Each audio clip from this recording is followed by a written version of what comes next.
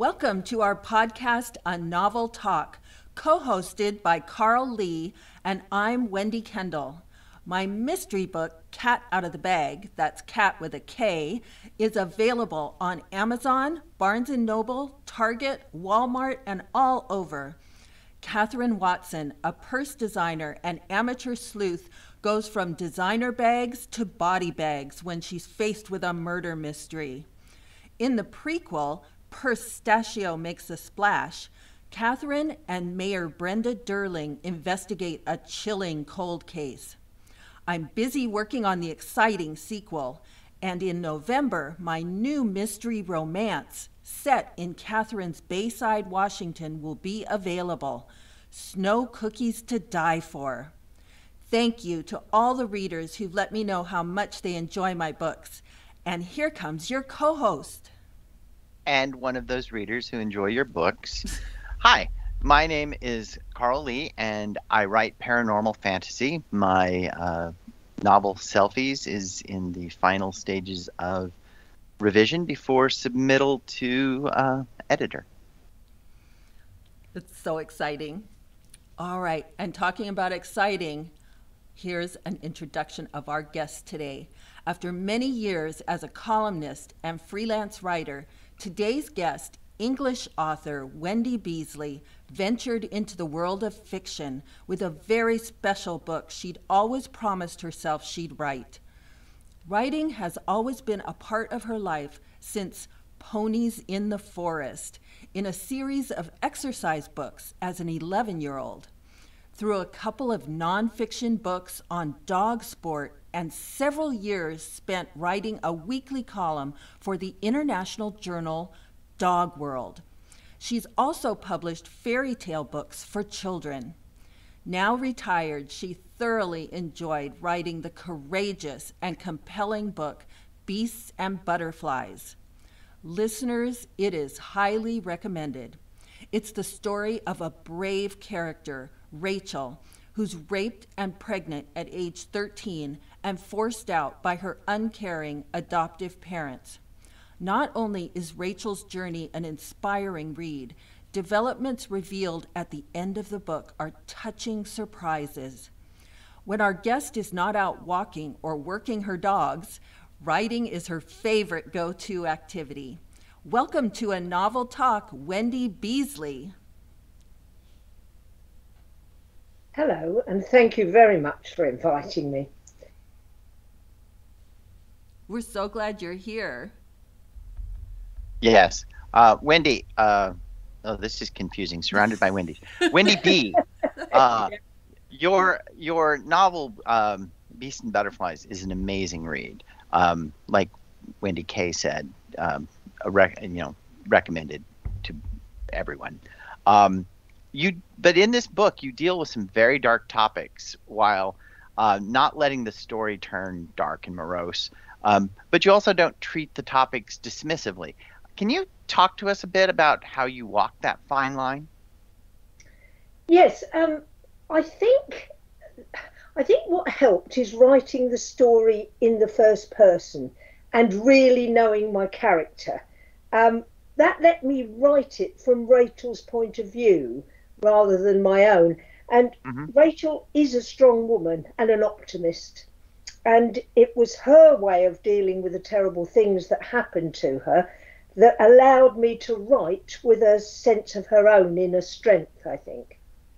Oh, excellent. The title of your book, Beasts and Butterflies, gave me a very hopeful message as caterpillars turn into butterflies. Hope is such a powerful emotion. Can you talk a little about your book title? Yes, I'd written most of the book before I came up with a title, and I pondered long and hard on it. There's a character in the book, John, and he refers to Rachel as being a beautiful butterfly trapped in a jar and unable to fly, and that gave me the butterfly part of the title. I wanted the book to allow Rachel to fly, so the beast part was obviously Richard, and it was used to highlight the fact that something as delicate and innocent as a butterfly can still be trapped inside a glass jar, not of their own making. Wow, that's awesome. I love the title. I thought it was amazing. There's no question there. That was just an observation. Um, Rachel's adoptive parents were not warm to her as a child. When she returned to the cottage as an adult, can you talk about how she redresses? I know she's very courageous, but can you talk about how she redresses the old wounds with people who are no longer with us? Yeah, I think Rachel rid herself of animosity or any feelings for her parents long before she came back to the cottage. The fact that they never wanted to meet her son, Tom, and she wasn't even informed of her father's death, both hurt her deeply at the time, but ensured she retained no warm feelings for them. But as a grown-up and a mother, she was bewildered and resentful of their treatment of her, and sort of harboured a belief that she was entitled to the cottage and would make the best of what was rightfully hers. In addition to this, the knowledge that they wouldn't want her there gave her a certain sense of satisfaction. Awesome. That's so beautifully put. It's just filled with emotion. It really resonates. Rachel and Jess are dear friends who are torn apart. Can you talk a little about their friendship? Yes, I believe Rachel and Jess had one of those very special friendships, an enduring friendship that's often seen, well, I think in women and girls who meet at primary school and are best friends still in retirement. I think this is something maybe peculiar to the female of the species.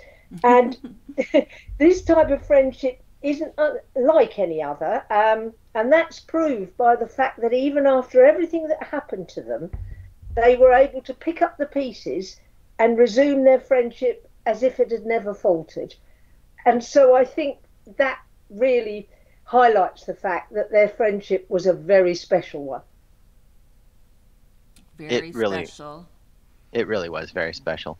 Another special friendship that Rachel has is with Fern. I love Fern. I love dogs. Fern is the little rescue dog that Rachel picked up from the farmer when she went to go get a cat. As you do. Like you do, exactly. So she couldn't turn her back on Fern because she knew that was not going to be a good situation. Can you tell us about how Fern helps Rachel break out of her shell? Or in reference to the previous question, one of the previous questions, her glass jar. Yeah, I think I'm a dog person. I can't, that's my life. Apart from writing, it's dogs. And I think that Fern, dog people are dog people, whether they've never owned a dog or not. I think it bubbles under the surface. You're born that way. And when you eventually meet the dog or have the dog, there's an immediate affinity. And I think when Rachel met Fern, all those feelings that had been below the surface burst forth. And Fern, being a typical collie, and that's a breed I know very, very well, had the quick brain and even quicker body. So ready to respond and just waiting for the right human to come along and show them the way. Rachel fulfilled this need in Fern, and Fern gave Rachel the unswerving loyalty and love that she didn't even know she was missing. Fern's need for something to do eventually brought her to John, and another kind of love which Rachel never expected to feel. I love Fern. I do too. Well, Rachel makes some very brave decisions in her difficult life, both as a child and as an adult. Honestly, I think many people would instead give up. What gives her the strength? And can you talk a little about her relationship with her Nan? Yeah, I think Rachel's strength is part of her makeup. It could have been, and probably was, inherited from the woman who gave birth to her, who proved herself to be very strong in her own right. However, this was severely undermined by her parents' abandonment, coupled with their assertion that she was bad and from bad stock. Her nan went a long way to redress this injustice by trying to explain to Rachel why her parents were the way they were and convince Rachel that the fault was not hers. Nan was herself a very strong woman who had really never done anything with her life. And deep down, she admired Rachel for her determination and her stand to keep her son and the sensible and loving way she'd brought him up. Nan managed to convince Rachel that she had done nothing to be ashamed of, and in her down-to-earth and straightforward way, she gave Rachel back her pride. From her part, I think Rachel saw in Nan the mother she had sorely lacked, and one that she could talk to and even disagree with without any risk of falling out. To Rachel, Nan was the nearest thing to a proper mum she'd ever had. Yeah, Nan was a very important person in Rachel's life, but she was also a very important person in Tom's life. And when Tom and Rachel moved into their own apartment out of Nan's house, Tom's reaction to that was poor. Can you tell us in those moments what his thought process was without giving anything away? Obviously. Yeah, I think Tom had been brought up by two women. Probably he was cosseted and fussed and maybe a little spoilt when he was little. And that suited him very well. He didn't mind that. But as he grew up, he did feel the lack of a father, and he began to resent Rachel and also Nan for this. He sort of blamed them. He didn't know why he didn't have a father, but deep down he did love them both, but felt he should be seen as the man of the house. After all, he was almost grown up. Unfortunately, these feelings were fueled by older boys who saw him as an easy target and one that they could maybe have some fun with and manipulate. Deep down, Tom was still basically good, but as a rebellious teenager, he almost felt duty-bound to disagree with anything his mum had planned for him. I can relate to that. Tom is just like all the characters, is just such a fascinating read to also watch his journey as Rachel's son. Just very interesting.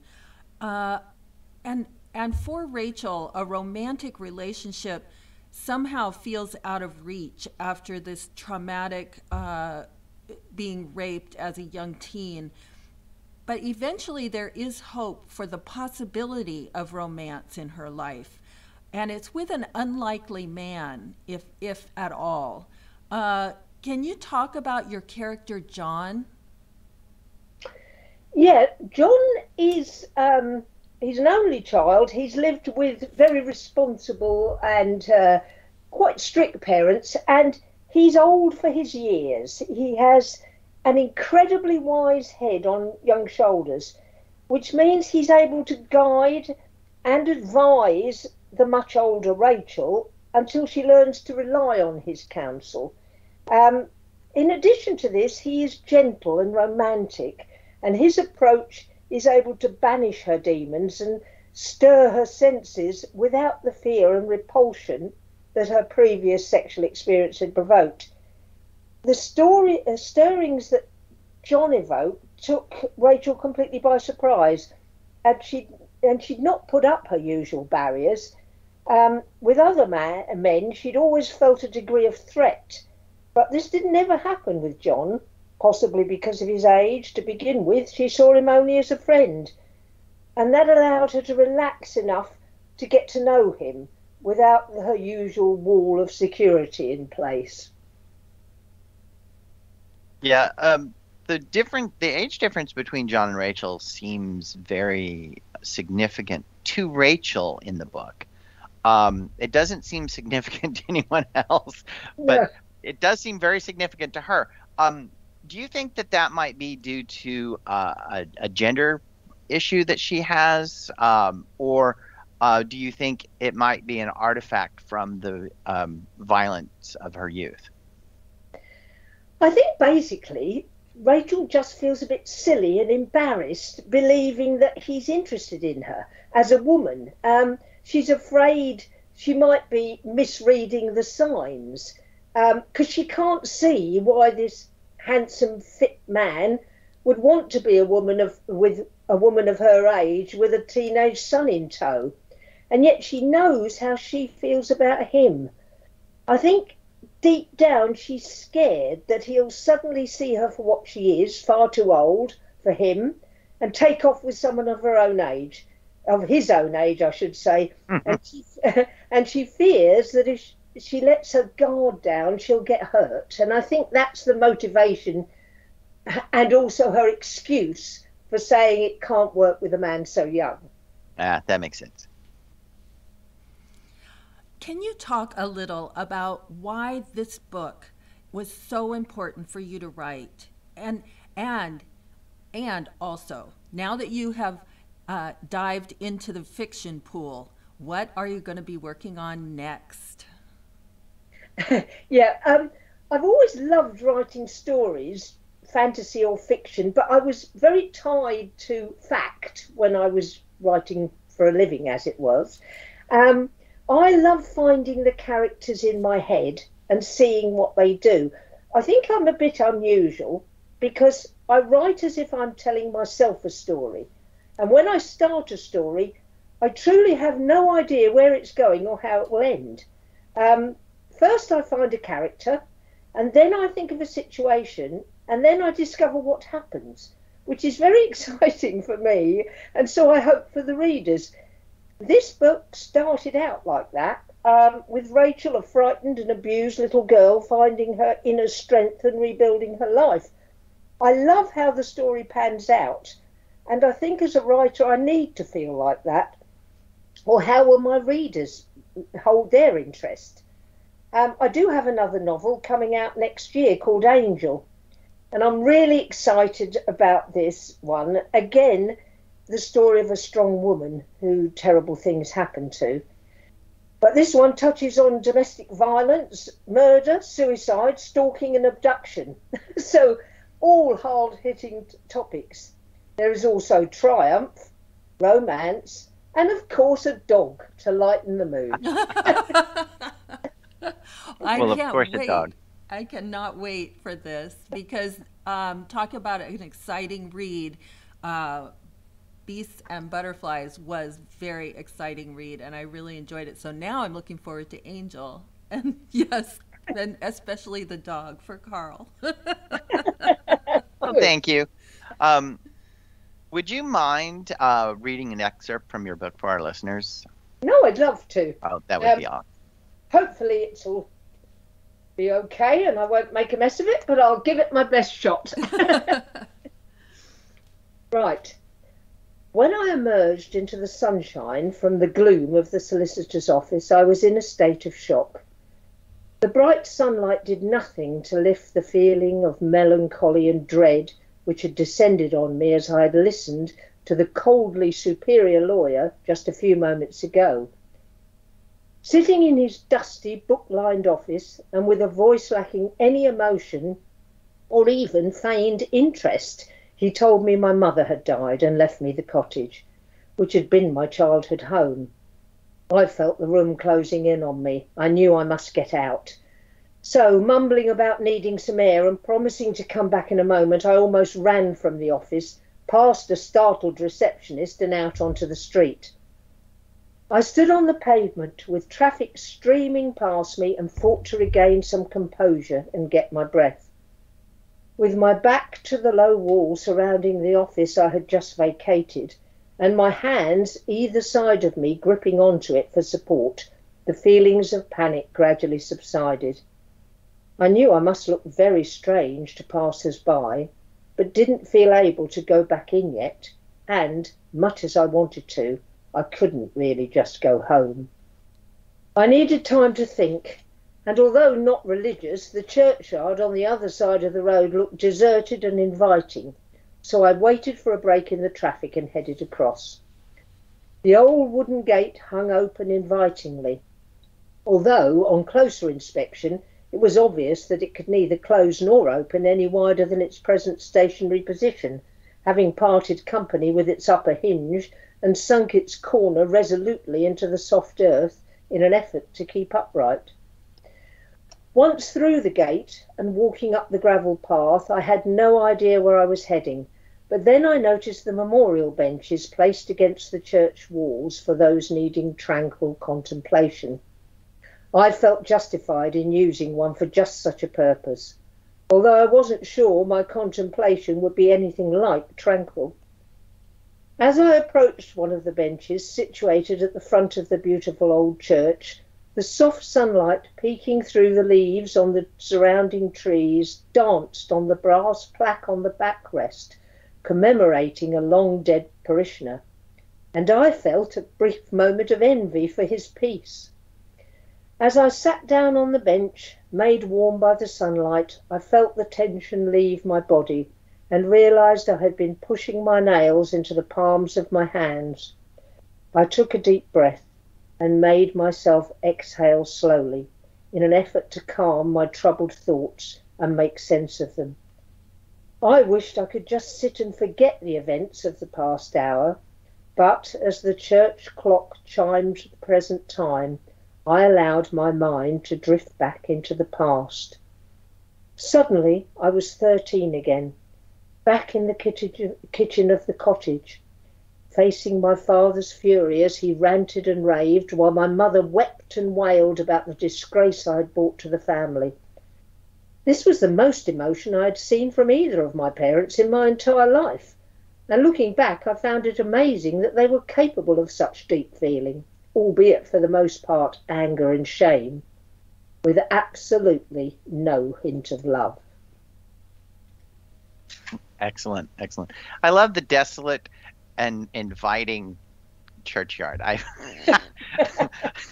When I read it the first time, I'm like going, I totally understand that. I love that. I thought that was awesome. Thank you for the reading. It was beautiful and excellent choice too. Yes, the language, just reading this book was it was an experience, actually. Would you tell us a little about some of your other works? Yes. 2020 was a huge year for me. I had 2 books published, from nothing to 2.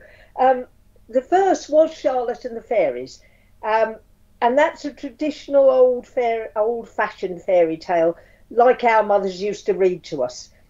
I loved this book and was fortunate to find a wonderful illustrator in Rose Weaver who brought all the pictures in my head into reality exactly as I'd imagined them, which is an amazing thing to be able to do.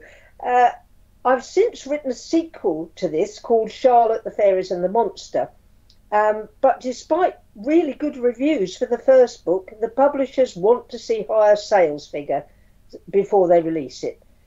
I've also written a book for slightly older children in the 8 to 12 age range. That one's called, guess what? The Sheepdog That Didn't Like Sheep. But as yet I have no offers of publication for this one. I've been fortunate to have my second adult novel, Angel, accepted by a different publisher, and that will be released next year. And I'm presently working on my third adult novel and have more ideas for more stories of Charlotte and the Fairies.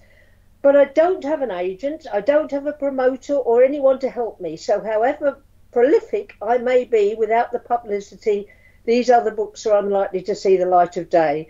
And that's why I'm so grateful to you guys for the opportunity to promote my books. So thank you very much.